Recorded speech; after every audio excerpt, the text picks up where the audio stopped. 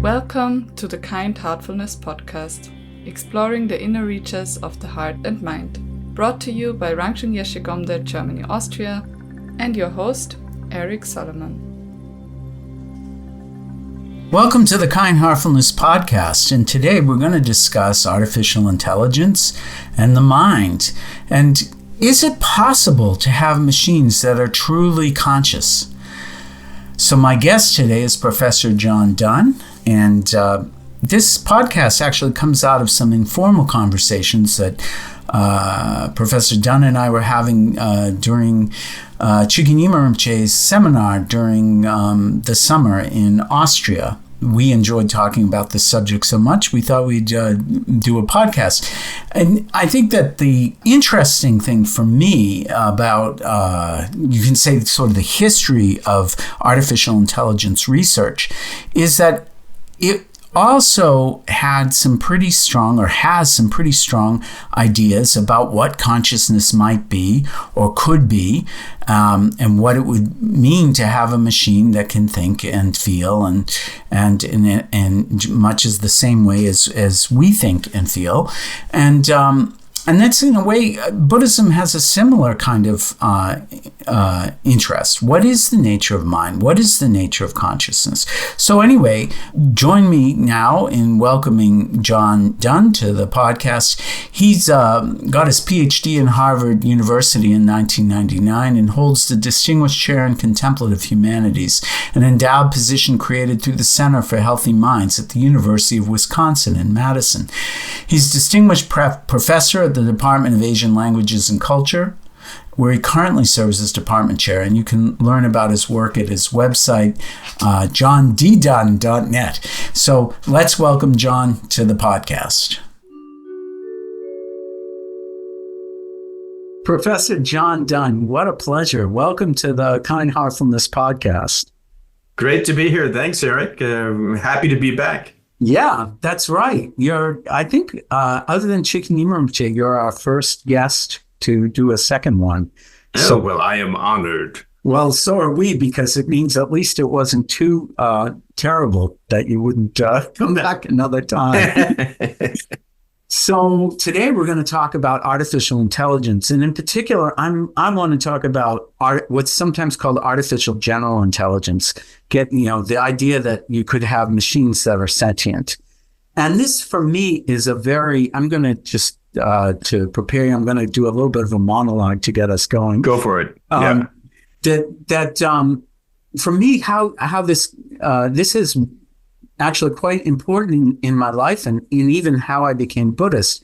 There's a very well-known, one of the founders of artificial intelligence. I know you've heard of him, Marvin Minsky. Marvin Minsky was a professor at MIT, one of the founders of the Artificial Intelligence Laboratory, and a good family friend. My aunt was doing research with him in the 60s. And when I was 10, I was at his house. His kids were my friends. And he said to me, the self doesn't really exist. It's just a bunch of simple processes in the brain. Their interdependence creates an illusion of self. And wow. Yeah, I didn't know this was actually the beginning of his, explained to me his theory of mind and consciousness. So that really, he called it society of mind, that the actual mind was actually made up of all these little minds, and their interdependence created the big mind. Oh, wow. Yeah, I didn't know that about Minsky. Wow. Huh. Interesting. Yeah. Actually, for reasons that we'll get into later, I don't think he was entirely right, but I think for passing the Turing test, I think his theories still could prove to be quite important. The Turing test, where you have a conversation and you're convinced that who you're speaking with is a human. That's right. And not a computer. Yeah. That's something this great mathematician John came up with as a way to test whether a computer might be, I guess, sentient, at least intelligent. So anyway, naturally, that got me thinking. At 10, that was a lot to take in. Wow, there's no self. And led to a bunch of different things, including a career in technology. And then in my teens, I got very interested. What is self? What is consciousness? And I was what you used to call a terminal rat in MIT's AI lab. I used to, back when they had terminals, I used to hang out there and, play with computers. And I also got exposed to a lot of the philosophical, you could say, basis for even now, I'd say a lot of AI, artificial general intelligence theory. And there was one guy, Dennett, who's recently passed. Of course. Yeah. Super nice guy. Daniel Dennett. Yeah. That's right. Daniel Dennett. And the, you could say, hyper physicalist. How would you call it? What's the technical term, John? I don't know. A pure blood physicalist. I mean, yeah, but that everything can be reduced to a physical state, and Marvin definitely believed that. And we had, I'd say, friendly discussion, sometimes argument about this for as long as he was alive. I would, whenever I go to Cambridge to visit my aunt, we'd stop and see Marvin and Gloria. And he wasn't that happy that I did a 3-year retreat. He thought that was a complete waste of time. Although he would concede that the Buddhists were the sort of philosophically the best of all religions. He said they were only 100 years behind the times. But in a way, you can say he was coming close to the Theravadan view, or to the basic jnana view of Buddhism, the basic vehicle of what, not exactly refuting, taking the physical world as a thing and not questioning it, and then seeing if there's a self findable within it. Right, so that you can decompose the self into, you say there is this real stuff, and this self emerges from the interaction of that stuff. That's right. That's right. Yeah. So that is like kind of, classic Abhidharma. Yeah. And actually, it was fascinating as Marvin derived a lot of that on his own, pretty much. And then, but anyway, so I guess for me, where I finally get to in all of this is that, and this is how you can kind of say my path through Buddhism and Mahayana Buddhism, the great vehicle of Buddhism in particular, where it actually begins to question that physical basis for the whole universe. Is there a findable physical basis? And there's this great thought experiment. John, you were recently leading at Gomde in Austria. You were there leading a seminar on that. I was present for most of it, and I really enjoyed it. But and can we find like some basic building block on which the whole universe rests? And I think that the kind of end of this thought experiment's a little bit dissatisfying, but it sort of ends up with, well, every time you think you can say you found something, there's a logical inconsistency in that, and that there is nothing findable when you look, and yet we can't deny that there's some kind of, if you say, but I'm aware, I have consciousness, or I have experience, we can't exactly refute that. That is where, for me, Buddhism starts to get really interesting. And as where practice really starts to happen, is this real deep experiential investigation into what is mind, what is consciousness, or what is awareness. But yeah, that's like the starting point, because that's all we got.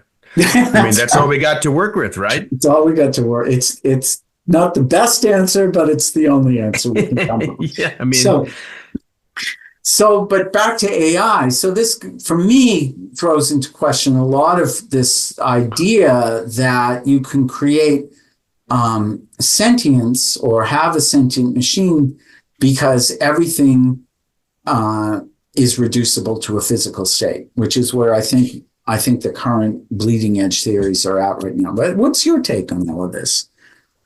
I think that, I really like the way you kind of bring experience to the fore, because there is, like the Madhyamaka sort of approach where you try to find, you can't pin something down, you can't find it, so to speak, find it in a particular way, which is you find it kind of in isolation, right? Yeah. You find what it is itself. Mm-hmm. And every time you try to do that, you end up talking about something else.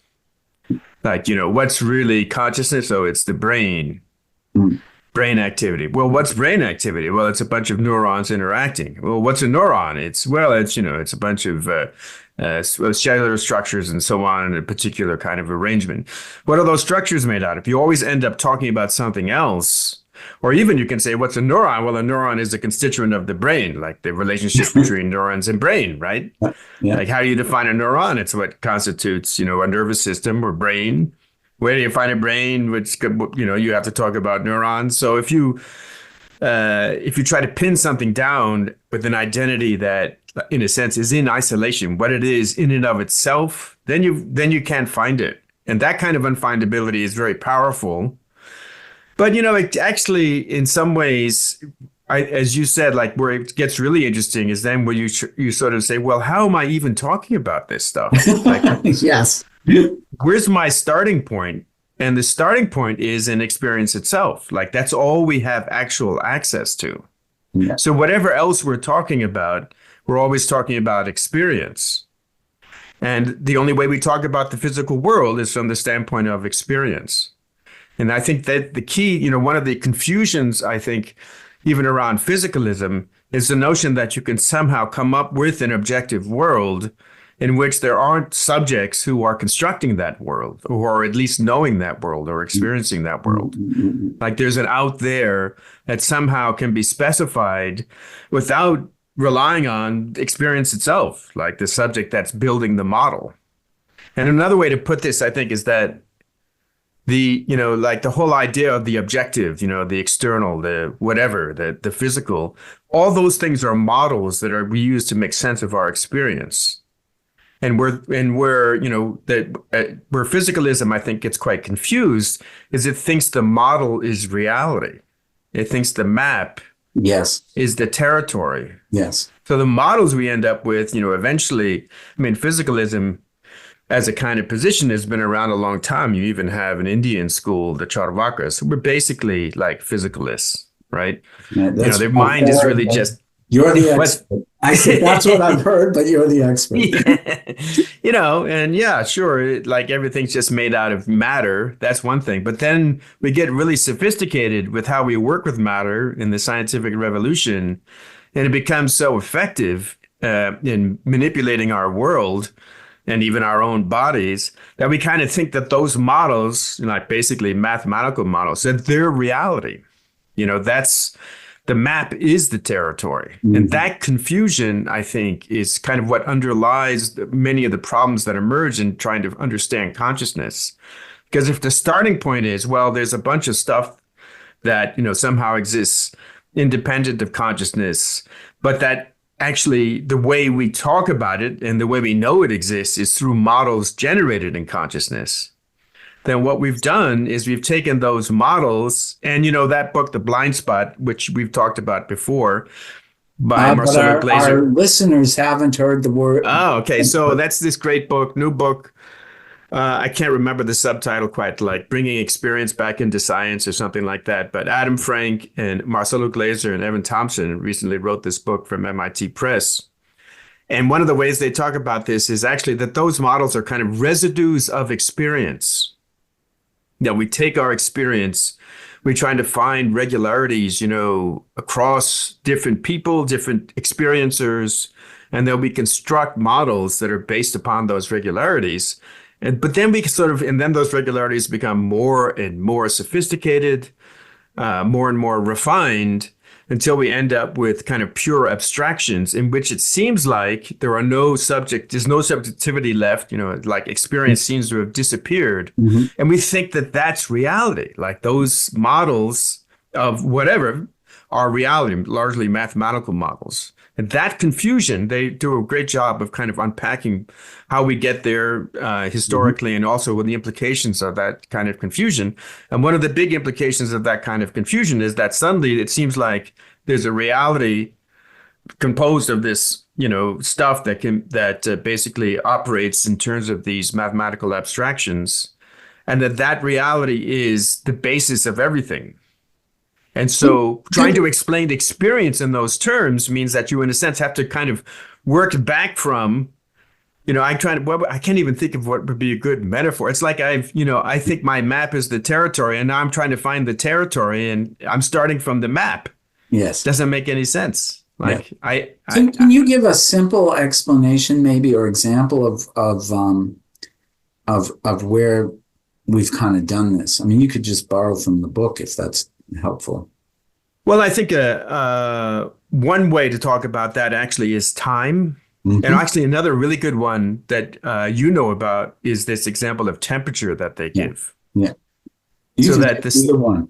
The study of temperature is a little easier, right? Okay. So, and you can help me because I think you've read it recently, but so the basic idea is that, when the study of temperature begins, and I can't remember the time when we're talking about, but quite a while ago, early, even before the scientific revolution, that, it's based on an experience of warmth and cold. Like humans are feeling warm and cold, and different people feel a little, this is really warm to me and maybe not so warm to you, and so on. So there's a search for some way to kind of, again, find regularities in our experience.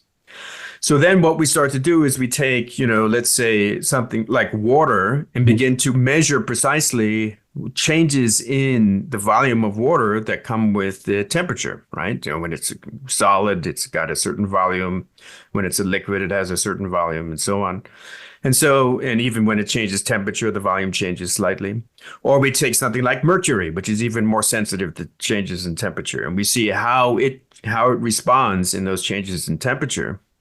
And then we create the idea of temperature as something that is kind of an objective phenomenon, which is measured based upon, let's say a thermometer, like a mercury thermometer. And so what we've done is we've moved from the experience of heat, of warmth and cold, and now we in an attempt to kind of find regularities in our experience, we now take that experience and put it into, so to speak, a mechanism that is measuring that experience in a way that finds that, the residue of experience, the regularities that are in our experience. And then we think that temperature is a real thing. That's right. Separate from experience, right? So now temperature is something that you read off of a thermometer that was developed based upon how we experience hot and cold. Yes. And as a result of that, now we think temperature is something that is a phenomenon out there, so to speak, independently of our experience of temperature. In fact, that's it. Yeah, in the book that they get to the law of thermodynamics. So now it's completely abstract mathematical model, which is, I'm going to say, right, and that's the absolute correct way to talk about temperature. But it now exists totally in the realm of concepts in math, rather than anything to do with actual lived experience. And right, exactly. Yeah. And so what we do is we basically kind of ontologize. We turn that into reality. Yes. I think the reality is the residue of experience, so to speak, what we've managed to abstract from experience. We take that to be the real, and experience then sort of disappears, and all that's left are those mathematical models, for example. I've met mathematicians who said to me, actually, that math is the pure expression of reality. It exists someplace, and this all the ephemeral stuff. I had a colleague at Emory, Bob McCauley, cognitive scientist, philosopher who was friends with Mark Johnson, who worked on metaphor theory and such with George Lakoff. And he apparently gave a talk to Georgia Tech some years ago and Bob was telling me he was there. And, they're part of what they were working on, or what Mark was working on anyway, was basically the way in which things like math are actually rely upon features of the human body, of human cognition. Like they're actually embodied, even though they seem so abstract, you can trace those abstractions back to embodied metaphors, essentially. And so he was giving this talk, mathematical objects are not real things in the world. They don't exist. They emerge from our interaction with the world, are embodied interactions. And Bob said, Mark didn't know that a large portion of the math department was at this talk. And they nearly threw him out the third story window. They were so like, what? Mathematical objects are not real. It becomes, the idea that in a sense, a thought is more real than the experience. Yes. Right. Yeah. An abstraction. And this is, of course, classic Platonism, right? So, Plato's cave, we only see the pale shadows, the reflections of the ideal object. The ideal object is the pure, abstraction. Yes. And somewhere there's a cup. It's not the one I'm holding in my hand. Right. It's not the one you're thinking about. Right. Well, it's not even somewhere, because in some sense it has to be outside of ordinary space-time. Yeah, exactly. Because it's everywhere. It's like instantiated in every cup, the cupness of every cup, the pure, real, true cupness.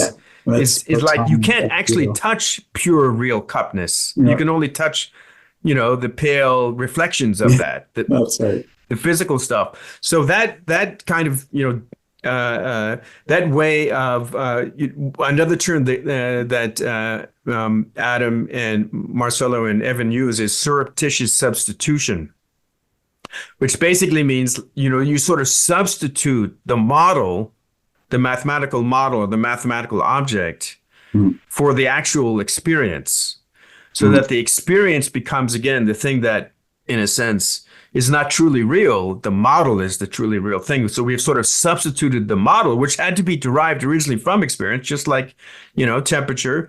People felt warm and cold, then they start to meddle around and they create a kind of workshop, as an interesting term that's used, where you artificially set up a situation where you can measure something experiential in a way that produces results that are shared across multiple experiencers, so-called objective results. And, then suddenly temperature becomes the reality, and the experience of warmth and cold is no longer the real thing. It's temperature. And then, of course, eventually the laws of thermodynamics, right? So that substitution, I think, in the context of AI is a big issue, because AI is only about the models, right? AI is purely conceptual. It's only about, in a sense, what the Tibetans would call namtok, or, conceptual, vikalpa. Conceptual mind. And that doesn't mean, for our audience, can you give a definition or a translation of those two words? Yeah, so conceptual is an interesting term, and there are different, like in Vikalpa. Namtok. Yeah, okay, go ahead. Namtok is the Tibetan of the Sanskrit Vikalpa, and it's got a large range of meanings. Yeah. But one, I'm a fan of Dharmakirti, right? The 7th century epistemologist, Buddhist epistemologist, and he develops this theory in which he's really totally rejects the idea that these abstractions truly exist. We construct them. I mean, we need to, right, in order to make our way in the world. But they're not real entities out there in the world. Leave alone mathematical abstractions like the pure circle or what have you. So. The circleness of a circle is something that we construct. And the way we construct it is through a process that basically relies on repetition. So what it means at the most basic level, what a concept means is I have experiences that are actually all distinct. But I sort of abstract some feature of those and I do that because I want to make my way in the world. I want to, at a very basic level, I'm an organism that wants to survive. I want to make sense of my world. I want to get the good stuff and avoid the bad stuff. So that's what's driving the process of conceptualization. And so even though all of my experiences actually are slightly different from each other, the first time I hear the tiger running at me, I like to talk about our evolutionary ancestor, the philosopher mouse. And, the first time the tiger comes running at the philosopher mouse, like, here's a roar. And then the next time, here's a roar. And those roars are slightly different, slightly different tigers, different environments, maybe, and so on. But there's a process of abstraction, like, oh, they're the same. That's a roar. That's a roar. Predator, predator, predator, right? So that repetition, that's the key to concepts. Really, when you get down to it, it's like, this is that again. Yes. And I love in the 60s and 70s, there's a scientist at Harvard. I should look up his name, but I can't remember it right. Herrenford, I think his name was, and or something like that. We can put it in the notes, but he and his students did this great work on concept use in pigeons. So they had these papers about, concept use in pigeons. Now, pigeons don't use language, right? So concepts are not necessarily linguistic. But what they did is, in one of these sets of experiments, they taught pigeons how to recognize Charlie Brown.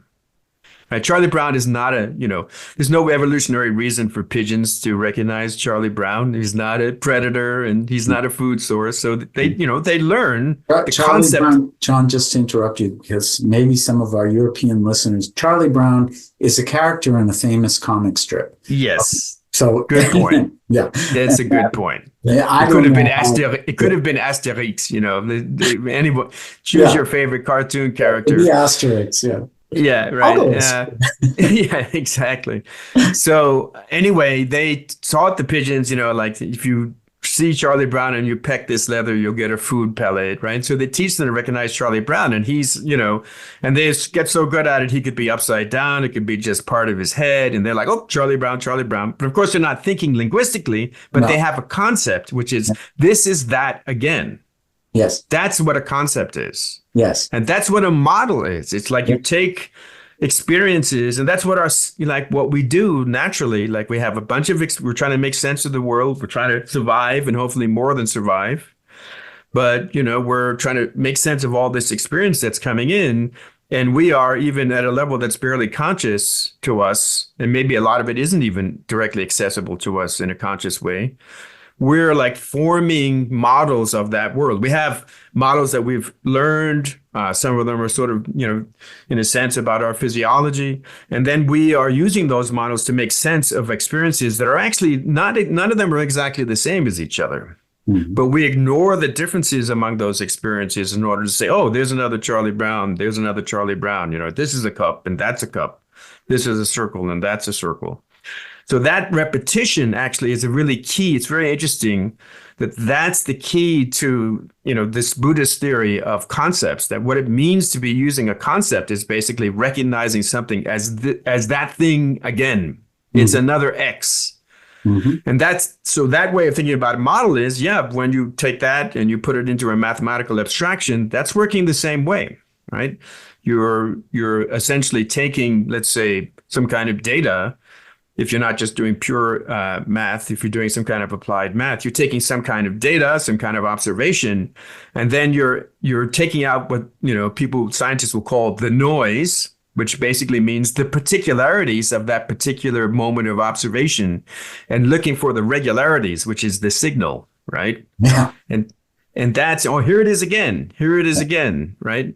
Here's a signal for awareness, for example, some people might claim, or here's a signal for focused attention, whatever it might be, and all of the other particularities of that moment in brain activity, for example, are set aside, because what we're looking for is the regularity, which is taken to be the real thing again, right? It's like that's the real thing, and it makes sense. Like, we want our models to, you could see, like, in an evolutionary way, like if our philosopher mouse, as the different predators are coming toward him and roaring, and the philosopher mouse thought, oh, well, there's a roar and that's a roar. Well, actually, they're not really the same. Roar is just a construction that I'm making in my mind. By the time the philosopher mouse has done all this, he's dead. He's been eaten, right? He's food. He's gone. He's food. Yeah. So another concept, Yeah. the tiger's concept, right? So that is, it makes sense that we think our thoughts are reality. We think our models are reality, like that's built into our system. But, if you're just trying to survive as a philosopher mouse, maybe that's a good thing. But if you're a human who's trying to get out of samsara and not just be a samsaric survivor, then it's not a good thing. Yes. And also when we take our models of things like our identities or other people's identities or our notion of, a nation or something. Samsara is cyclic existence. Yes, there you go. Yeah. The cycle of suffering. That cycle of suffering. That's it. Yeah. And, you could say all this reality of that we're enmeshed in right now, we call it samsara. I've got feedback that we use too much terminology that goes. Oh, okay. Sorry. No. My job. So here's some more feedback. Ready? Yeah, or here's some more terminology. So Dharmakirti even said in Sanskrit, which is a language a philosopher, an ancient Buddhist of the 7th century, epistemologist. Yeah. He even said vikalpa eva hi avidya, meaning what's the root of. So samsara is this cyclical, the merry-go-round of suffering that we're all stuck on, right? Yeah. And what's the root of it for Mahayana, as you said, the great vehicle, it's ignorance. Yeah. And we're confused. Yeah. And Dharmakirti is saying, what's the basic form of this confusion? It's exactly conceptuality. It's thinking that our models, that our thoughts are reality. Instead of being an experience, we abstract ourselves out of experience and take our thoughts to be real. So that's really, I think, quite interesting, the way in which. Yeah. So you could say, if all AI is about. Good. Yeah. Is models, right? Yeah. It's about concepts. It's about vikalpa. And some of those models are really high level abstractions.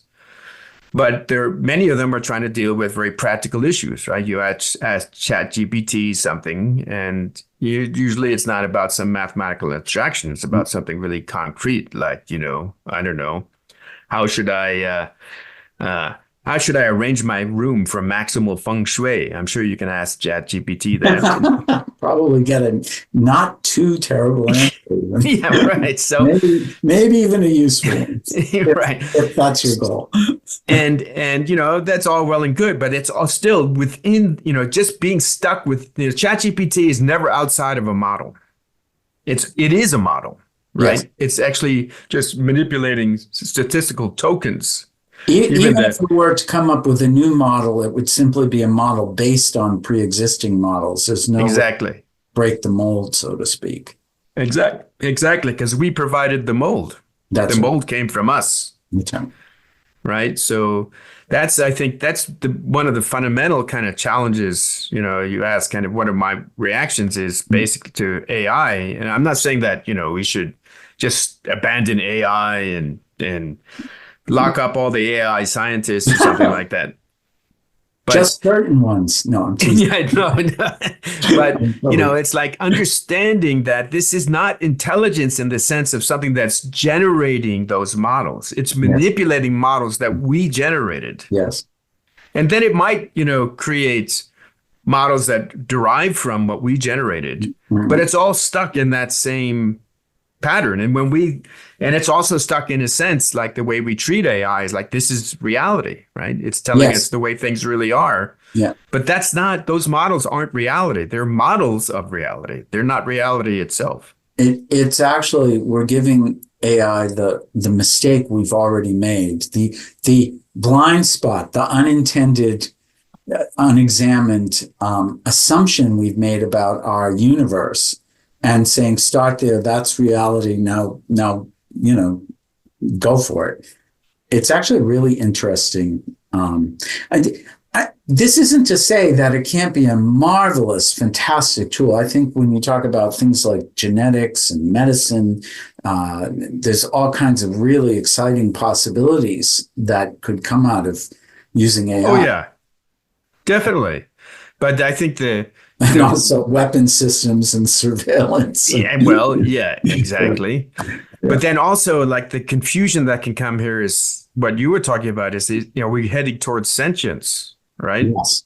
Yeah. And I think one of the one way to think about this is that what it means to be sentient really is to feel, is to be able to, and I'm kind of fond of models coming out of an active perspective, which say that, what it means in a sense to be alive as an organism is to be making sense of the world and to be in a way that has a kind of agency to it. Like you even a great example that I actually got from Evan Thompson is you can have a really simple a bacterium, and it's got a glucose gradient, like increasing levels of glucose in one direction in whatever fluid it's in or whatever.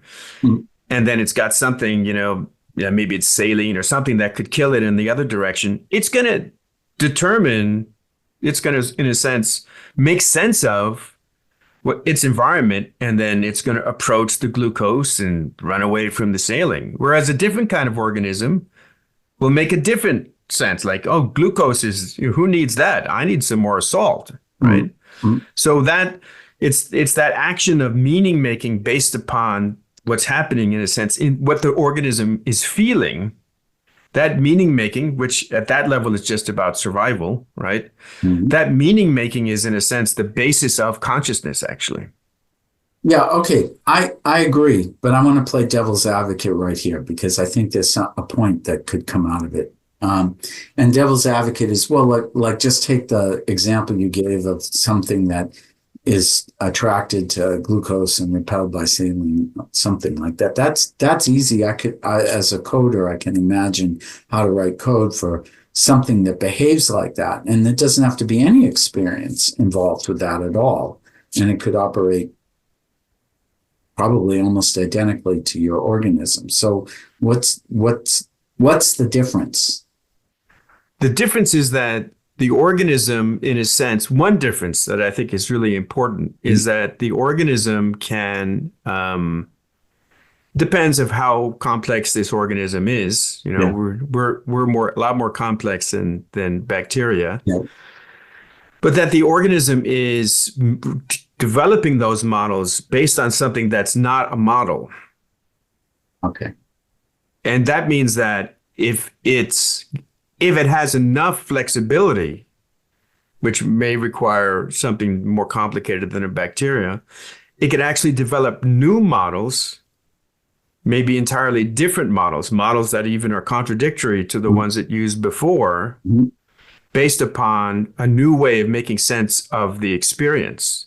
Yes. But if you don't have kind of the experience to make sense of, then there's no basis for the development of the model. The coder has to come up with the model, right? Yes. Or you just build another model based on the AI builds another model based on the earlier code.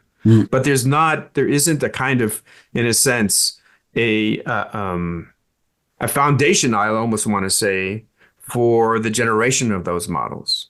Another way of thinking about this is that if, let's say, somehow, I don't know, the next chatbot, the next chat GPT is scraping the internet, and that's how it works, right? These large language models, they scrape for information, for data, and they see, who's saying what, where, and what people accept is true and not true, and so on and so forth. And then they give you an answer. And let's say somehow the flat earthers, Yeah.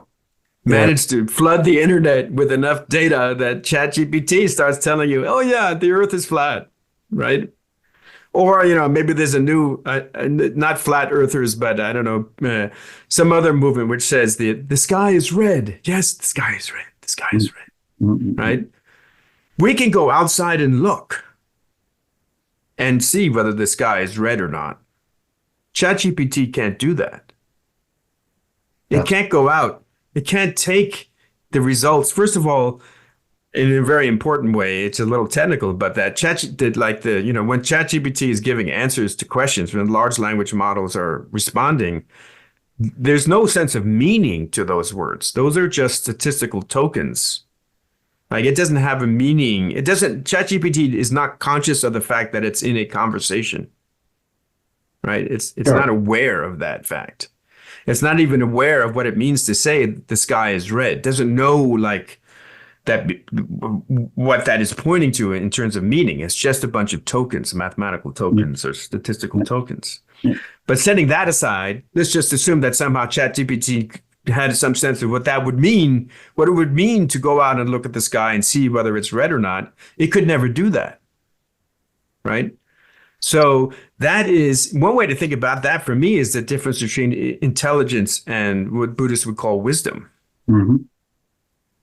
which is like intelligence is sort of the manipulation of our models, of our,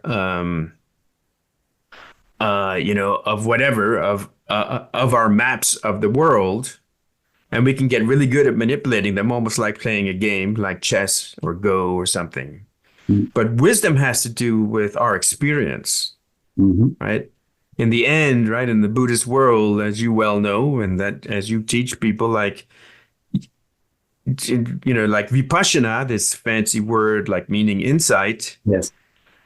What that's about is, especially, I love the way you talk about process vipassana, like you're trying, what are you trying to do in the process of developing insight? Is you're trying to experience the real. Yes. And actually get past the models of the real, right? So if we have a model that says the sky is red, sorry, but real quick, if we have a model that says the sky is red and we have no way experientially of assessing that model, that kind of wisdom is just not there. That's right. But okay, I can build some kind of sensory mechanism so the ChatGPT could look out my window and decide whether the sky was blue or red by, looking at what the wavelength of light coming into some photoreceptor is. But you could, you could certainly do that. But it's still, I think, the reason I'm doing this is I think somebody's going to have this question, but I want to just make the point that still manipulating tokens. So exactly. And this is a maybe a bit of a subtle point. You and I have thought about this a little bit, so we can go really fast and say all this. But I want to just slow it down to help people get to where.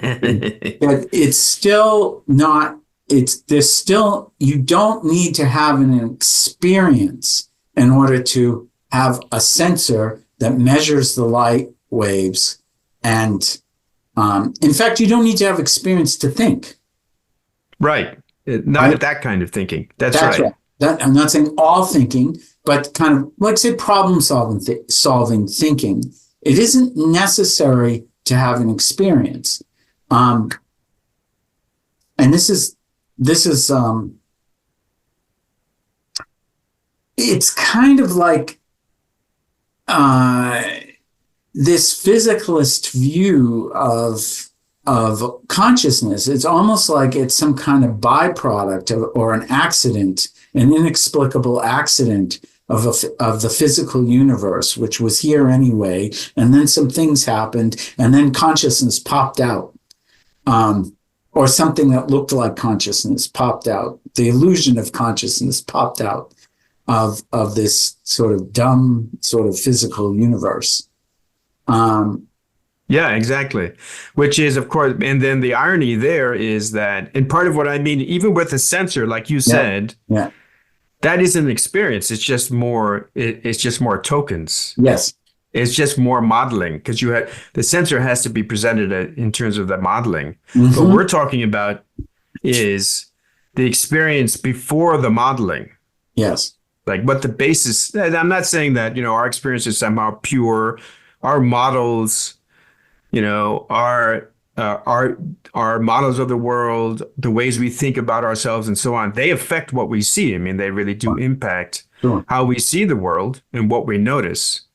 But there is a level of embodied experience that is how we derive our sense of the outside world, of the so-called objective world. Mm-hmm. In other words, how do we know there's a world out there? How do we know there's matter? How do I know? Yeah. Well, you're kind of pointing to something that you can only know it through experience. Yeah.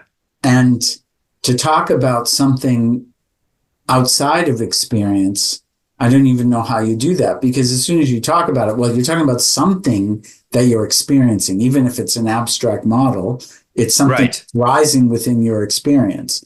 So somehow you have to shut that off, go out of your experience and experience. I don't even have language to describe whatever absurd thing. It's like, it's unintelligible. And that's this other kind of non-finding that go back to what you were saying before. It's like, how do you find an object that's not already within? How do you like have something that's an object to you? That's not presented in experience. So, how can there be objects that are outside experience? That doesn't mean like everything, that doesn't necessarily mean we have to say everything is mind or something. Mm-hmm. Or what we can say is, well, there's some kind of constraints, like, I'm not seeing, red right now, I'm seeing blue. And I ask you and you say, yeah, I see blue too. So there's something that, some shared constraints on our experience, and we can come up with a model. What kind of stuff is that? What's constraining or causing our experience? We could come up with a model for that. Mm-hmm. But always what we're modeling is the experience. Mm-hmm. I mean, the only way you can kind of get outside of it is in a way by building AI. You build a machine, you take your models, you build a machine, and you say, okay, you go, generate check language. It out. Tell me. You go generate the language and so on. And so in a way, the models are just sort of running independently of us. Yeah. I mean, they depend on us because we had to, create them, and we had to give them their concepts. But then you can just let them run. And of course, the incredibly dangerous part of that, is that, and this is kind of where the ethical stuff comes in, right? Mm-hmm. Is that once you're stuck within the model, how do you assess the model? How can I have a meta level, so to speak? Mm-hmm. How can I say, is this a good model or not? Mm-hmm. Like, is this beneficial? Is this generating suffering or not? Mm-hmm. How do I, in a sense, and again, some of that comes back to experience, but how do I kind of get out of the model or see the model from a different perspective if the only thing I have to work with is the model? So if an AI is just, how it can't, in a sense, look at itself and assess. Well, it can, but how does it do it? I think what you're saying is it can't do it eschewing the model. Yeah, it can only look at itself, but only through its own model. Only through its own models, or models that it generates based on previous models, right? Which actually, in Buddhism, is saying is one of our mistakes. We're looking at ourselves through our own model. Exactly. And that's how we misperceive. That's how we misperceive ourselves and the world around us. And how suffering is perpetuated.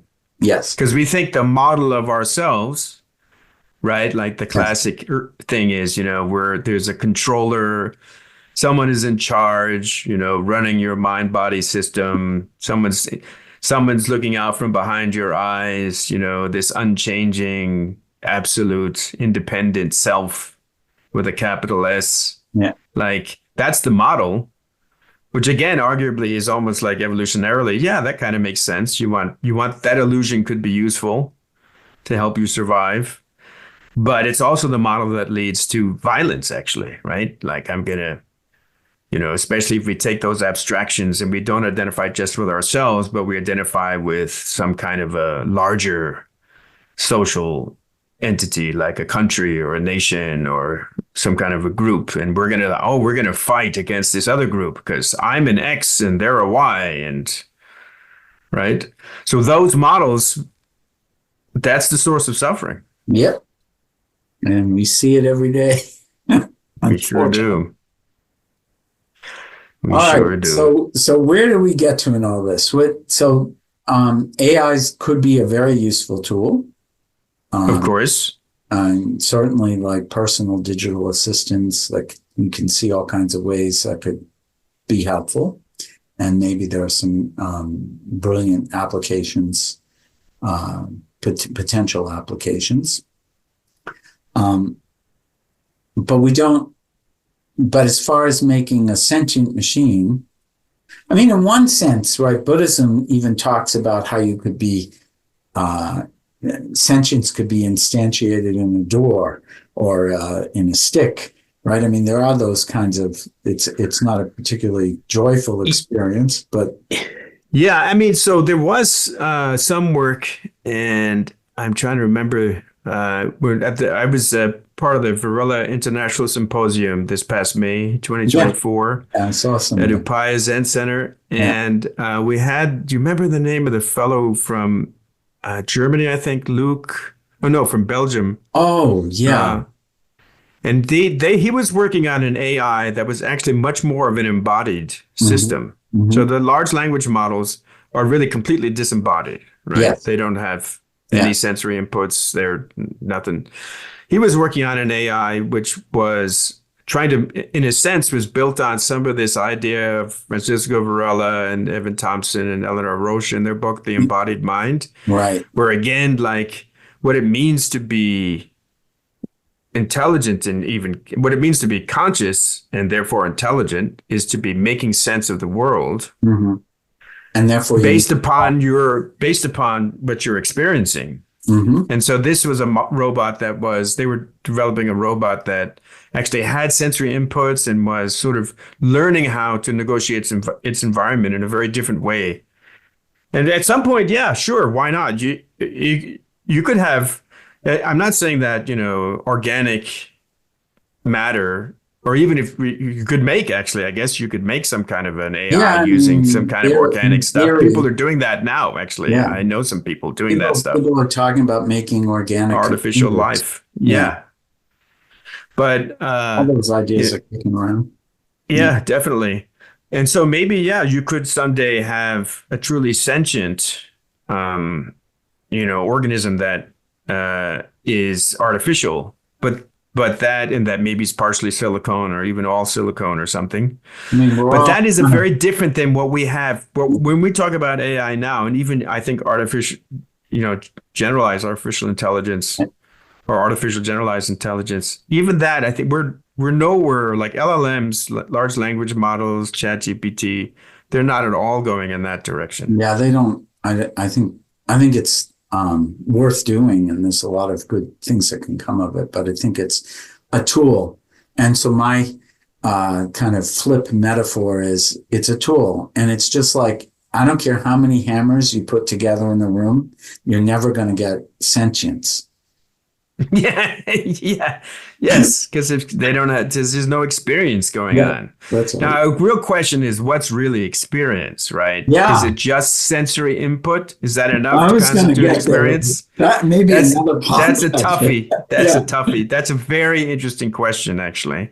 I think we have to come back to that one, but definitely. I think that because even when I'm listening to what you're saying about the way they're trying to make some kind of embodied intelligence, it's still subtly saying there's a physical world there that's there. And now, And on the other hand, I also want to say that there have been throughout history bad scientific theories that ended up with remarkable side effects. So I'm certainly open to something leading to sentient machines, whatever that means. Yeah, who knows? I mean, you say that it's a tool. We're a sentient machine, I suppose. Yeah, it's in a way. Yeah, like if you take the machine metaphor for matter, which is a way for us to map our experience, right? Yeah. But we should close out here soon. But just in terms of the idea of AI as a tool, as you were saying that, what kind of occurred to me was like one of the major tools in the in the cultural evolution of humans. And I really like this idea of cultural evolution. And Joe Henrich at Harvard has written about this. And it's a really interesting idea. Humans, one of the amazing things with humans is culture. We transmit all these kinds of things that over time, through trial and error, more or less improve. And one of the biggest things that, really kind of got the human cultural juggernaut rolling long ago is language. Right? So language also is like super useful, really helpful. But language also has has the same problems. We can think that that the way we label something is what the thing really is, right? Yeah. We can do that. I think the best example of that is with people. We say, oh, he's an X. He's that kind of guy, and then we have like a concept or a label, a linguistic model that we're applying, and completely not really seeing that person. Right? And it's funny because whenever you hear that about yourself, even when it's something complimentary, there's a part of you, okay, it was complimentary, so you'll take right? But you also have this feeling, but that's not really me, you know what I mean? It's nice they think that, Well, hopefully you have that feeling. Yeah, exactly. Well, yeah, yeah, you have that feeling. I hope I have that feeling. That's right. Very and good so point. AI, and one way to think about AI is a kind of moment in cultural evolution, human cultural evolution is it's like language. It's like this incredibly new, powerful tool. But if we think that in very similar ways, it's kind of giving us a very powerful way to map our reality and even to generate new maps based on the older maps.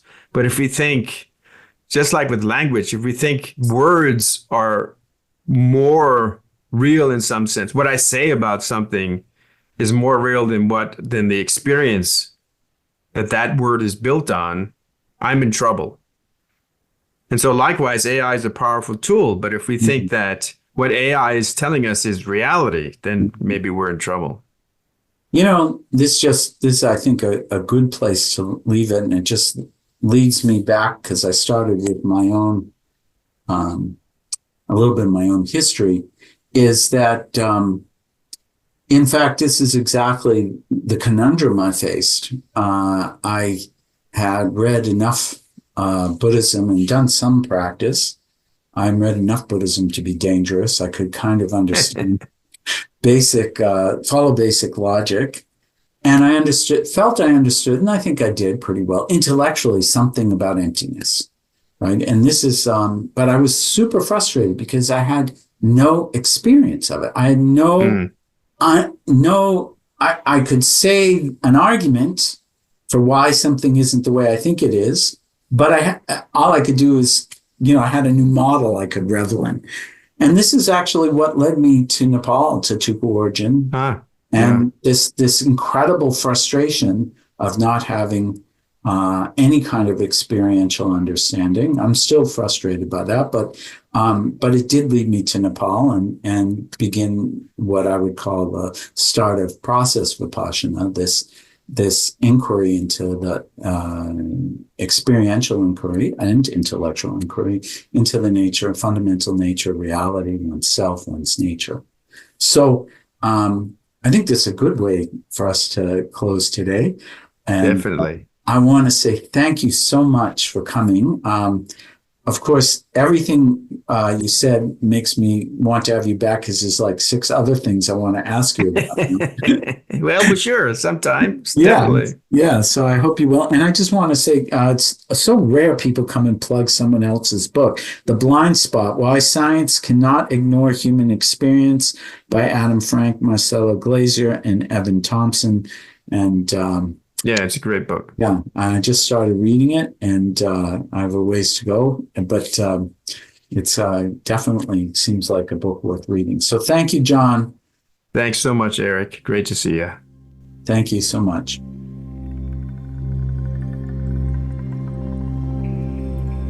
Thanks for listening. If you have enjoyed today's podcast, we like to invite you to continue the journey into the heart of enlightened mind at gonde.eu.